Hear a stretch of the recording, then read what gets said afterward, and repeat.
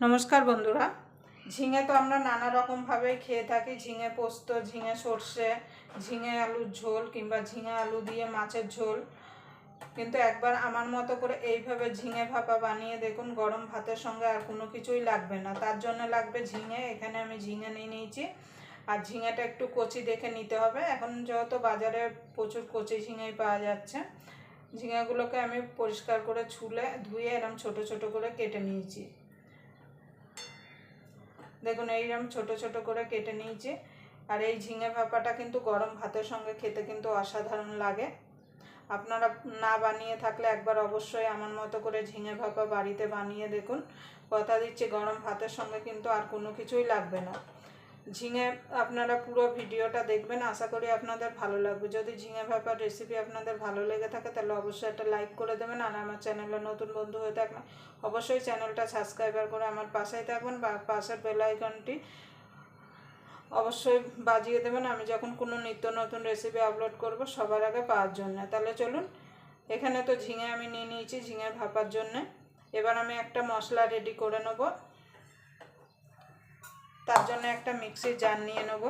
আমি মশলাটা মিক্সির জারে বানাবো, আপনারা চাইলে শিলনোড়ায়ও বেটে নিতে পারেন। দিয়ে দেবো 1 চামচ হলুদ সর্ষে কিংবা সাদা সর্ষে, আপনারা যেটাই বলুন না কেন। দিয়ে দেবো কালো সর্ষে, আপনারা কালো সর্ষেটা না পারলে নাও দিতে পারেন, হলুদ সর্ষে দিয়েই বানাতে পারেন। দিয়ে দেবো পোস্ত, পোস্তটা একটু বেশিই দেবো।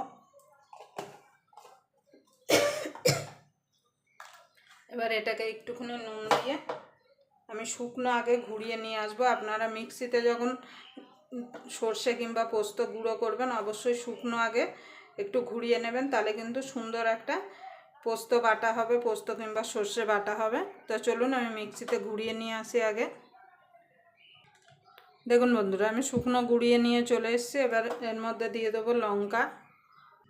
দেখুন বন্ধুরা, 6-7টা কাঁচা লঙ্কা দিয়ে দিচ্ছি। ঝালটা আপনাদের স্বাদ অনুসারে দেবেন, যে যেমন ঝাল খেতে পছন্দ করেন।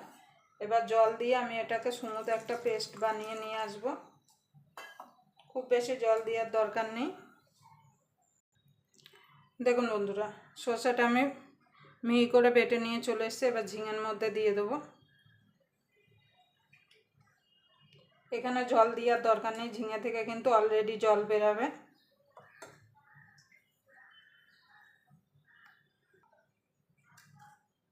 দিয়ে দেবো স্বাদ মতো নুন,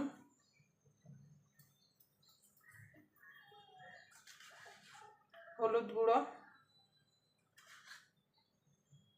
খুব বেশি হলুদ দেওয়ার দরকার নেই।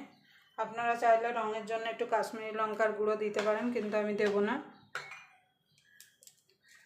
দিয়ে দেবো একটু সর্ষের তেল,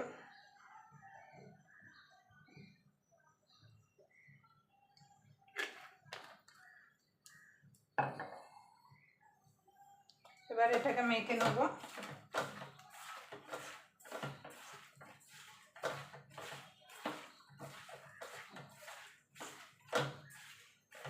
এটা বানানো যেমন সোজা, গরম ভাতের সঙ্গে খেতেও কিন্তু অসাধারণ লাগে, আর সময়ও কিন্তু একদম খুব কম লাগে। আমি মেখে নিয়েছি। এখানে একটা টিফিন বক্স নিয়েছি, টিফিন বক্সের মধ্যে ভরে দেবো।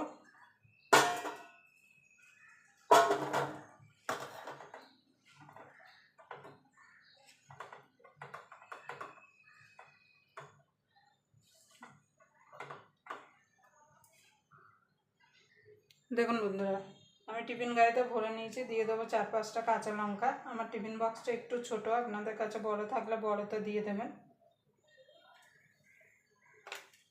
উপর থেকে দিয়ে দেবো সর্ষের তেল।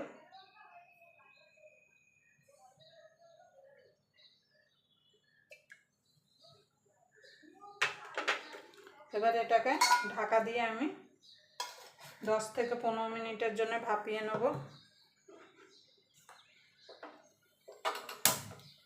তার জন্য একটা কড়াইতে জল বসিয়ে দেবো। জলটা এমনভাবে দেবেন যাতে টিফিন গাড়ির উপরে না উঠে যায়, যাতে টিফিন গাড়ির নিচে থাকে। আপনারা চাইলে একটা স্ট্যান্ডও বসিয়ে দিতে পারেন জলের মধ্যে। এবার জলটা গরম হওয়া পর্যন্ত অপেক্ষা করব। দেখুন বন্ধুরা, জলটা গরম হয়ে গেছে, এবার বসিয়ে দেবো।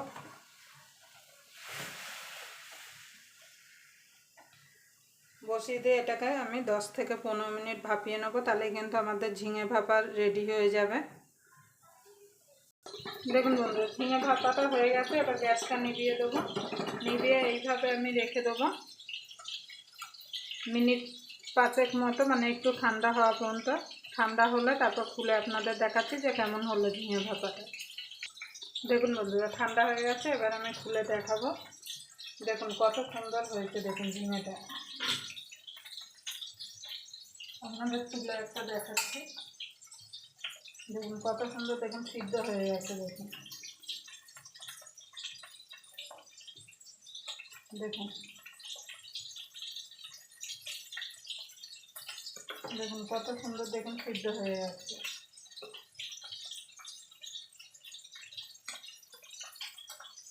দেখুন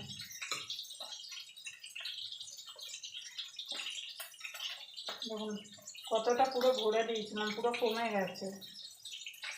দেখুন আবার আপনাদের সঙ্গে কোনো নতুন রেসিপি নিয়ে দেখা হবে। ততক্ষণ পর্যন্ত আপনারা ভালো থাকবেন, সুস্থ থাকবেন। দেখুন কত সুন্দর, দেখুন পুরো গলে গেছে। দেখুন দেখুন